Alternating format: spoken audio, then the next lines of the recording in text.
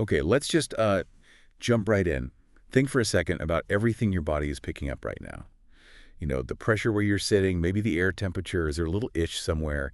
Even just knowing where your arms are without looking, it's this constant flood of information. It really is incredible. And it follows nicely from our last deep dive on the autonomic nervous system, right? That was all about the internal controls running automatically. Hmm. Today, we're kind of flipping the coin. We're looking at how your body gathers all that information in the first place, from outside and inside. Exactly. So this time, we're focusing squarely on the sensory system. How you detect things like touch, heat, cold, pain, where your body is, all that good stuff. And the material we're drawing from here, it's largely based on Mr. Hostler's lecture notes, which themselves come from Barbara Hurley's The Human Body in Health and Illness. So a really solid foundation for these concepts. Yeah, it provides a great framework. Our goal really is to break down these sensory detectors, the receptors, and then the pathways they use, how signals get converted, and finally, how your brain makes sense of it all. And there's a really key idea we need to get straight right away, isn't there? Something about just detecting versus actually feeling. Oh, absolutely fundamental. Look, your body has specialized cells, receptors, that detect stimuli. That raw detection, that's sensation. Okay, just picking up the signal. Right, but you don't necessarily become aware of it at that point. Perception, that's the next level. That's when your brain gets involved, interprets that signal, and creates your conscious experience. Like feeling warmth, or seeing blue, or hearing a bird sing. Got it. So sensation is the raw data coming in. Perception is the brain figuring out what it means. Okay, let's start with the detectors themselves, the receptors. The notes mention 5 main types. Yeah, think of them as specialists, each tuned to a different kind of stimulus energy. First, you've got mechanoreceptors. They respond to physical force, anything that physically deforms them. Like pushing or stretching. Exactly. Touch, pressure, vibration, even the stretch in your muscles or blood vessels. Then there are thermoreceptors. Pretty straightforward, they detect changes in temperature, hot and cold. Okay. Third, nociceptors. These are your pain receptors. They're triggered by stimuli that are intense enough to potentially cause tissue damage, or, importantly, by chemicals released from damaged cells. Ah, okay. So not just extreme heat, but the consequences of damage too. Precisely. Then chemoreceptors. They detect specific chemicals. Obvious ones are for taste and smell, but they also monitor things internally, like oxygen or CO2 levels in your blood. Right. And the last one. Photoreceptors. These are specialized just for detecting light, and they're found in the retina of your eye. Okay, so 5 specialists. Yeah? Force, temperature, damage signals, chemicals, light. Yeah. But none of that is electricity. How does the message get passed to the nervous system, which uses electrical signals? That's the million-dollar question, and the answer is a process called transduction. It's absolutely critical. Transduction. It's the conversion process. The receptor takes the energy of the stimulus, the physical push, the heat, the chemical binding, the light photon, and converts it into an electrical signal, basically a change in voltage across its membrane. How does it do that, though, for each type? Well, it varies a bit. For mechanoreceptors, the physical force literally bends or stretches the receptor membrane, physically pulling open tiny ion channels, letting charged particles flow in or out. That flow is the electrical signal. Direct physical action. Yeah. Thermoreceptors have membrane proteins that change shape depending on the temperature, and that shape change opens or closes ion channels. Okay. Nociceptors, as we mentioned, are often triggered when specific chemicals released during injury or inflammation, things like bradykinin or prostaglandins, bind to the receptor protein. That binding event opens the channels. Like a key in a lock opening the gate. Exactly. Chemoreceptors work similarly. A specific molecule fits into the receptor, causing it to generate an electrical signal. And photoreceptors in your eye, they contain special proteins like rhodopsin that change shape when they absorb light.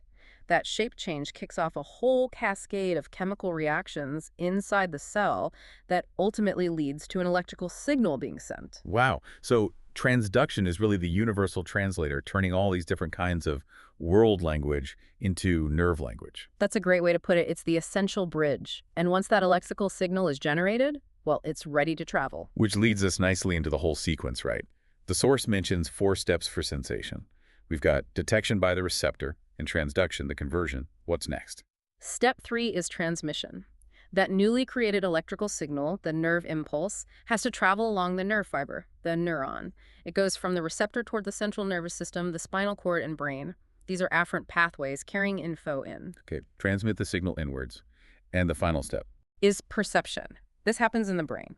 The signals arrive, they get processed, interpreted, and integrated with other information, and that's when you have the conscious awareness, the experience of the sensation. So detect, transduce, transmit, perceive. And just to nail it down again, sensation is really the first three steps. Generally, yes. The detection, conversion, and sending of the signal. Perception is the brain's interpretation, the conscious part.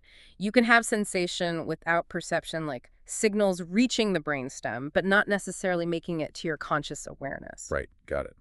Now, the brain doesn't just passively receive this stuff. There are ways it organizes and even filters it. You mentioned projection and adaptation. Yeah, two really important functional concepts. Projection is fascinating. It's how your brain knows where the sensation is coming from. Even though the signal processing happens in a specific part of your cerebral cortex, your brain interprets that signal as coming from the original location, your fingertip, your toe, your back. It projects the sensation back to its source. So the brain has like a map of the body, and it knows which part of the map sent the signal. Exactly like that, a sensory map. That's why if you unfortunately lose a limb, you can sometimes still feel phantom limb sensations. The area in the brain map is still there and can be activated. Wow. Uh-huh. Okay, that's projection. What about adaptation? Adaptation is about tuning out the constant noise. Many sensory receptors, particularly for things like touch and pressure, will decrease their firing rate, or even stop firing altogether if the stimulus is continuous and unchanging. Like your clothes. You put them on, feel them for a minute, and then kind of forget they're there. That's the classic example. Your touch receptors adapt. Your nervous system basically says, okay, this stimulus is constant, it's not changing, it's probably not dangerous or immediately important, so let's start paying attention to it. It helps you focus on new or changing stimuli, which might be more significant. A built-in filter for unchanging info. Makes sense. Otherwise, we'd be overwhelmed. Okay, let's zone in now on what the notes call the general senses. These are the ones spread all over, not just in special organs like the eyes or ears. Right. Touch, pressure, pain, temperature, and proprioception, that body position sense. These rely on receptors distributed throughout your skin, muscles, tendons, joints, and internal organs. So let's take touch and pressure. What's doing the detecting there? Those are primarily mechanoreceptors in the skin. You've got different kinds for different jobs. Near the surface, things like Meissner's corpuscles are sensitive to light touch, textures, feeling the difference between silk and sandpaper. Deeper down, you have Pacinian corpuscles, which respond more to deep pressure and vibration. But the principle for both is the same.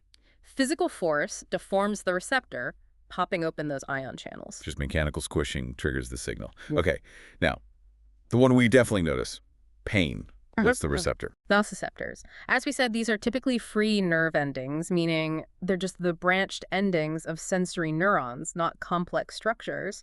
They're found almost everywhere in the body, except the brain itself. And they fire because of intense stimuli or something else? It can be intense stimuli, extreme heat, cold, pressure, but a major trigger is the release of chemicals from damaged tissues. Ah, right. So if I stub my toe really hard. It's not just the impact itself. The cells you damaged release chemicals, potassium ions, prostaglandins, bradykinin, things like that. These chemicals directly stimulate the nociceptors. So the damage is the signal, in a way. That's a good way to think of it. And here's the crucial bit we touched on earlier. Nociceptors generally do not adapt, or they adapt very slowly and very little. They keep yelling until the problem stops. Exactly. Pain is a protective signal. Your body needs you to pay attention to it until the source of the damage is removed or resolves. Adaptation would defeat the purpose. Makes perfect sense for pain. Okay, how about temperature? That's the job of thermoreceptors. Also often free nerve endings, specialized to respond to either heat or cold. They work because the proteins within them are sensitive to temperature changes, altering ion flow. Some respond quickly to changes, others signal more steady temperatures. Got it. And the last general sense, the one that lets you touch your nose with your eyes closed. Ah, proprioception. Your sense of body position and movement. It's how you know where your limbs are in space, how much your joints are bent, how much tension is in your muscles, all without looking. It's incredibly important. And what receptors handle that? Sounds complex. It relies on specialized proprioceptors located in muscles and tendons. Two key types are muscle spindles, which are embedded within the skeletal muscles themselves. They detect changes in muscle length, basically how much the muscle is stretched. Okay, stretch detectors in the muscle. And Golgi tendon organs, which are located in the tendons, where the muscle attaches to the bone. They monitor muscle tension, how hard the muscle it's pulling. Length and tension. And where does that info go? Why is it so vital? This constant stream of information from muscle spindles and Golgi tendon organs goes primarily to the cerebellum, which is crucial for coordination and balance, and also up to the somatosensory cortex in the cerebrum, giving you conscious awareness of body position. Why is it vital? Balance, posture, smooth, coordinated movements. Think about walking, reaching for something, playing sports. All require constant feedback about where your body parts are and what they're doing. Right, and the notes have that example if someone's proprioception is damaged. Exactly. A patient might lose that sense. They might not be able to tell you where their arm is unless they're actively looking at it. They might have trouble walking smoothly or maintaining balance, especially with eyes closed, because the brain isn't getting that essential positioning data from the muscles and tendons. Man, you really take these senses for granted until you think about what would happen if they weren't working. Okay, this has been a lot, but really clear. Let's maybe do a quick flyby of the main points. Sure. So we covered the sensory system, our way of detecting the world inside and out. We identified the 5 main receptor types: mechanoreceptors for force, thermoreceptors for temperature, nociceptors for pain damage, chemoreceptors for chemicals, and photoreceptors for light. And that key process, transduction, turning those different stimuli into electrical signals the nerves understand. Yep. Then the 4 steps: detection, transduction, transmission along nerves, and finally, perception in the brain. Remembering sensation is the input. Perception is the conscious interpretation. We also hit those functional ideas. Mm-hmm. Projection, the brain mapping the sensation back to its origin point, Hmm. and adaptation, the filtering out of constant, unchanging stimuli. Right, and we focused on the general senses: touch and pressure using specific skin receptors, pain via non-adapting nociceptors triggered by damaged chemicals, temperature via thermoreceptors, and proprioception, our body awareness, thanks to muscle spindles and Golgi tendon organs feeding info about stretch and tension to the brain. It really is an amazing, intricate system, constantly working away without us usually even noticing.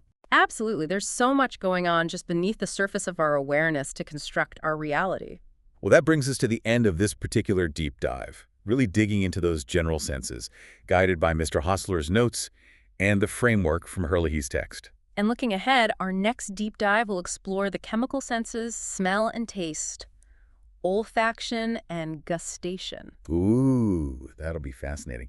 And, thinking about those, the source material hints at something really intriguing. They're incredibly strong link to memory and emotion. It does, which sort of sets up a question for you, the listener, to mull over until next time. Why is it that a particular smell, maybe baking bread or a certain taste, can just instantly zap you back to a specific memory or trigger a really powerful feeling? Yeah, what is it about those senses, that powerful connection, that almost immediate pathway to memory and emotion? We'll explore the why behind that link next time. So until then, maybe just take a moment now and then to notice the sensations you are experiencing. Feel the pressure, the temperature, notice your posture, and just appreciate the incredible silent work your sensory system is doing right now.